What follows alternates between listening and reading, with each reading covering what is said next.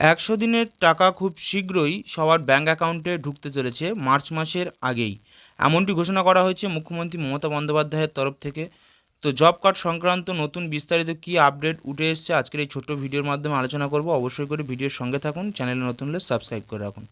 তো দেখুন, এই প্রতিবেদনে আজকে যেটা জানানো হয়েছে যে একশো দিনের টাকা খুব শীঘ্রই অ্যাকাউন্টে ঢুকতে চলেছে, অর্থাৎ মার্চ মাসের আগেই।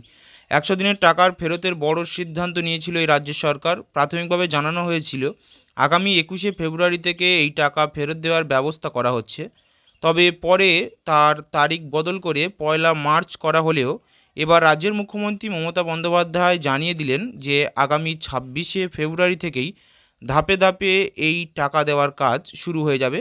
তো ঝাড়গ্রামের একটি সভা থেকেই আজকে রাজ্যের মুখ্যমন্ত্রী মমতা বন্দ্যোপাধ্যায় তেমনটি জানিয়েছেন জব কার্ড সংক্রান্ত নতুন আপডেট। এরকম আরও নিত্য নতুন সরকারি আপডেট পেতে হলে অবশ্যই করে আমাদের চ্যানেলটিকে সাবস্ক্রাইব করতে ভুলবেন না।